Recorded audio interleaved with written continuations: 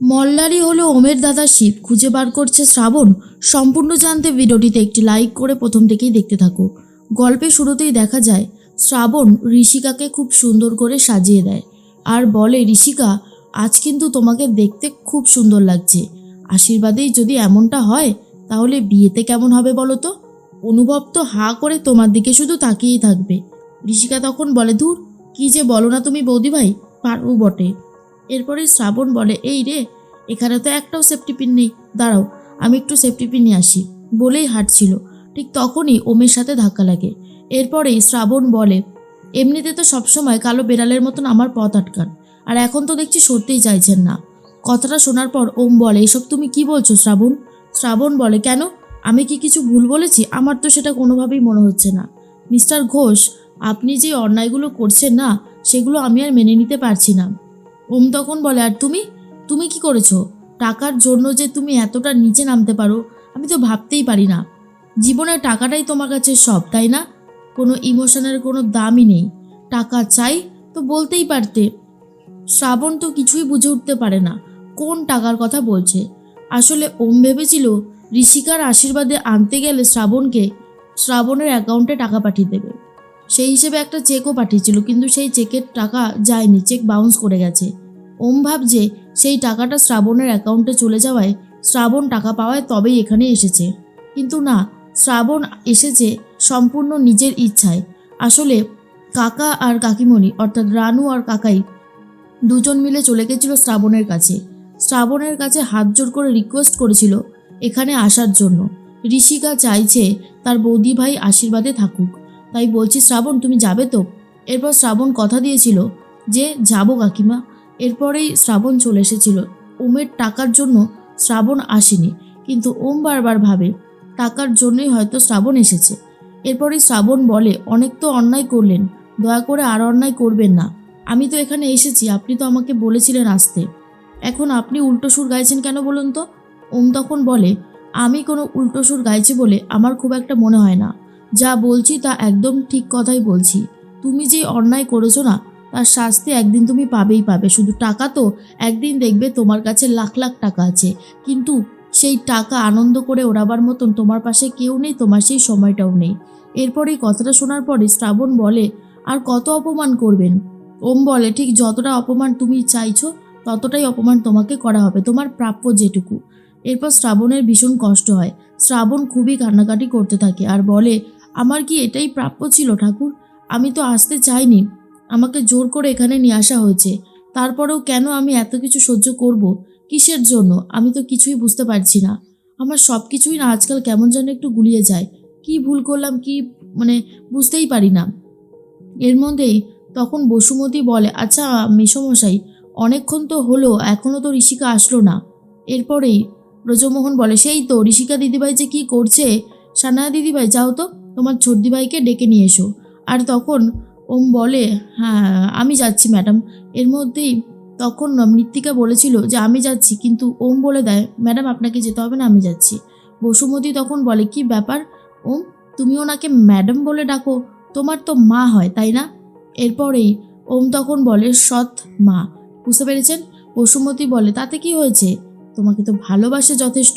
মৃত্তিকা বলে, ওম বেটা, তোমার এই ম্যাডাম ডাকটাই তোমার কাল হয়ে দাঁড়ালো। তখনই কথা শোনাতে থাকে ওম আর বলে, উনি আমার সৎ মা, ওনাকে আমি মায়ের জায়গা কোনোদিনও দেব না। বসুমতী বলে, মেসোমশাই বলছি তাহলে আপনার বড় ছেলের দুটো বিয়ে তাই তো? তা আপনার বড় বৌমার কি হয়েছিল? তখনই ওম বলে, উনি মারা গেছে, উনি একটা অ্যাক্সিডেন্টে মারা গেছে। তখন বসুমতী বলে, কোন অ্যাক্সিডেন্টে, মানে কিছু হয়েছিল নাকি, মেরে টেরে দেওয়া হয়েছিল নাকি? তখন মল্লার বসুমতীর দিকে তাকায় আর বসুমতীও মল্লারের দিকে তাকায়। তখন মেসোমশাই বলেন, না না, ওসব কোনো ব্যাপার না, আসলে একটা অ্যাক্সিডেন্টই হয়েছিল আর কি। মল্লার মনে মনে ভাবে, ব্রজমোহন, আমি যে আপনাকে ছাড়বো না, যত হিসাব বাকি আছে পুরনো সমস্ত কিছু চুকিয়ে দেব।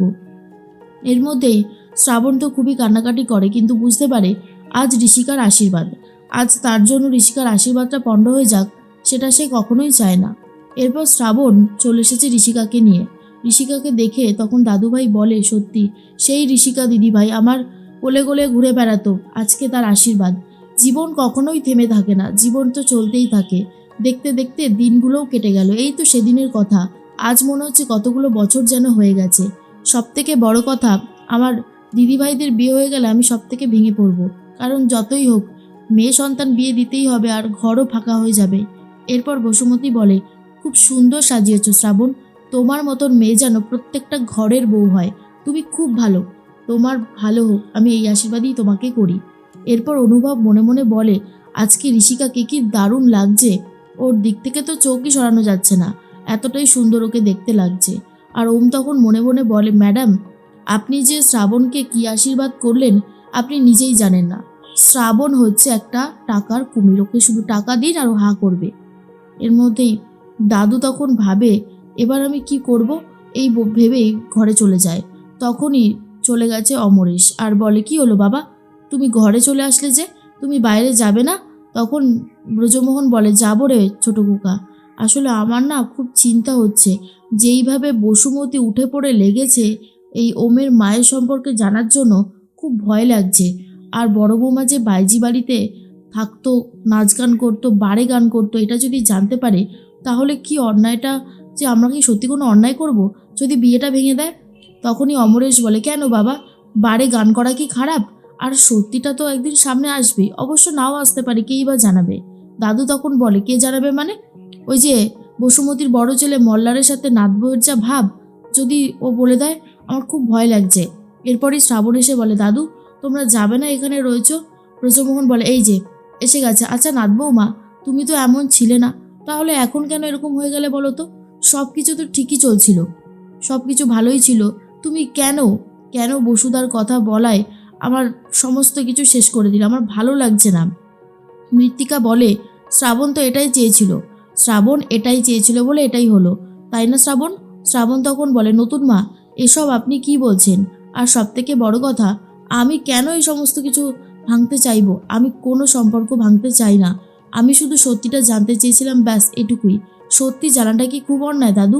তখন দাদু বলে, সত্যি জানাটা অন্যায় নয়, কিন্তু সেই সত্যি যখন সবার সামনে চলে আসে না, সেই অবস্থাটাকে সামলানো অনেক বেশি কষ্ট হয়ে যায়। এরপরেই মল্লার তখন বলে, কি বুঝছো মাসি, সব কিছুতে ওরা আমার মাকে একদম সরিয়ে দিয়েছে জীবন থেকে, আমার মা এই বাড়ির কোথাও অবশিষ্ট নেই।